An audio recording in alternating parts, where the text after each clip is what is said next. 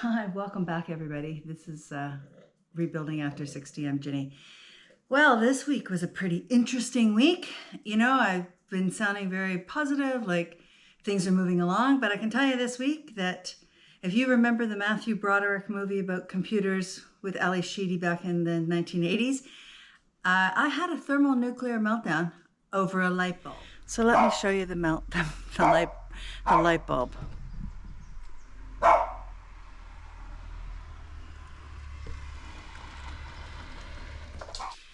So yeah, that was 2 light bulbs, simple enough. Get a step stool, stand up there, change the light bulbs. Why are they important? Because now that I'm completely alone, I must admit that at night, and given where I live, it is the end of a street with a lake or a pond at the end, so there's no light pollution. And I get nervous, even though I live in a safe town, and I like to have my outside lights on in the evening. Well, I couldn't get the light bulbs off, or the lids off. I looked at it, there were no screws or anything that were visible to get the top off so that I could reach in and change the light bulb. And honestly, I'm afraid of heights, so standing on the second step of the step stool was a big ask for me. And I just started to cry. Something as simple as changing a light bulb, and I couldn't do it. Changing the light bulb or being able to get into it, 3.5 months ago, I wouldn't have thought anything about it. I would have just tagged my husband and said, make it so, number one. However, I didn't have anybody to call. I was up a ladder, and I felt like I was up a ladder or up a creek without a paddle. It's those kind of things that are really tough, really, really tough, and not something I had genuinely anticipated. Most people think that, you're grieving or you're going back to work or you're doing this. Sure, you get up, you get dressed, you go to work. I do all those things just like everybody else.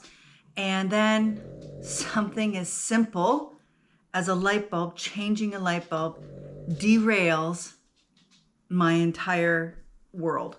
Something that, I need to feel safe, whether it's a false economy or not, doesn't matter. My turning those lights on when it's dusk out every night and leaving them on all night until the morning gives me a sense of safety and security.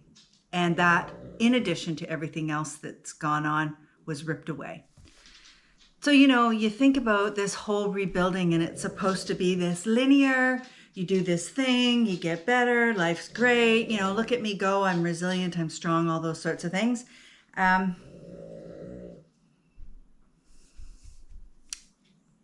It isn't.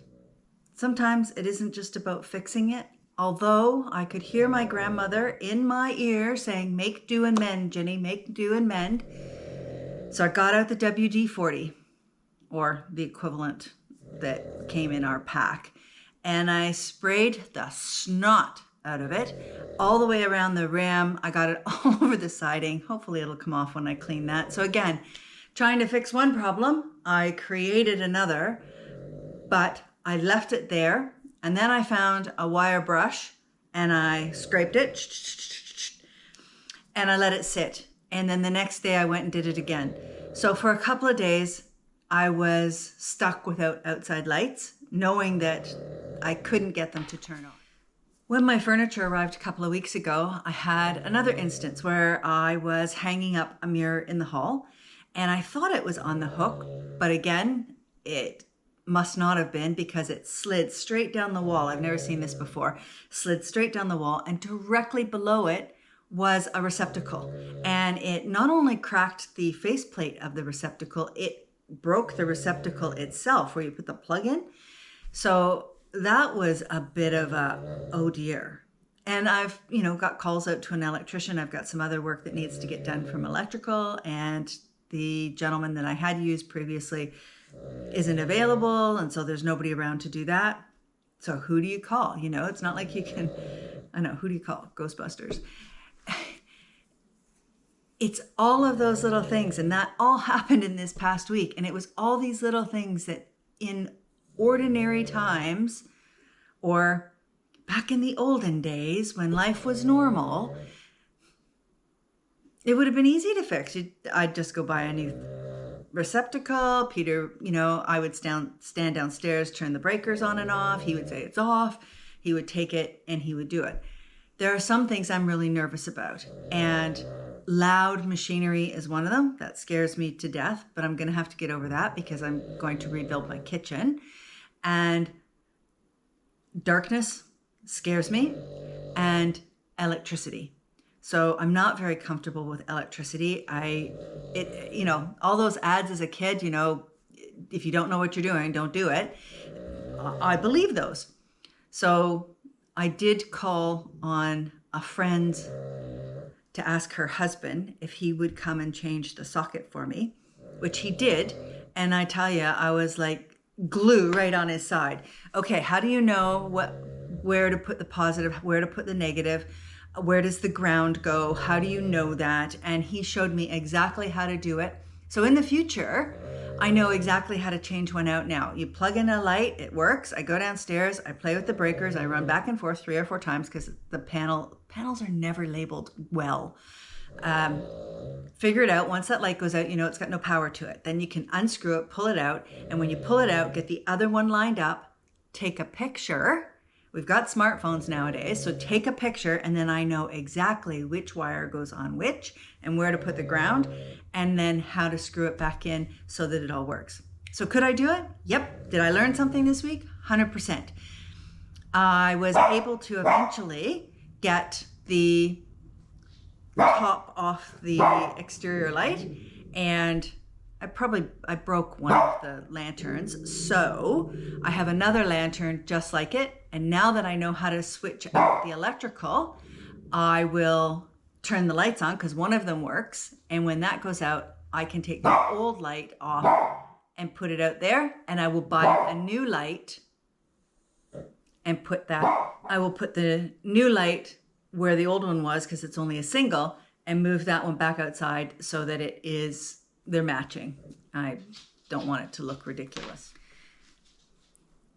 My key takeaway this week, what did I learn from my thermonuclear meltdown, was that sometimes things are going to happen and they're seemingly simple and there's nothing I can do about it. I can't fix it myself, or I don't have the skill set to do it, and I can only watch so many YouTube videos. That's how I'm going to do my kitchen.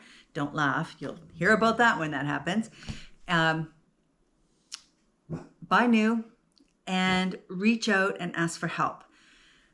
Sometimes you just have to ask. And like I said, I'm fairly independent. I'm quite happy to pay someone. But in this instance, I actually had to swallow my pride and ask for some assistance. And as a result of that assistance, I learned how to change out a receptacle, which in turn has now taught me how to change the lights outside so that I can now replace the light and have 2 that are the same, nice new one at the other door. And I learned something. So, how does that work for you? What was your light bulb moment? So mine quite literally and actually was a light bulb moment. What was yours? I'm going to put a comment in there in the comments because I'm onto it now, and I do appreciate the comments, and I have learned from a couple of people who have responded. It's been great. So, what was your light bulb moment? What did you do? How did you get through this?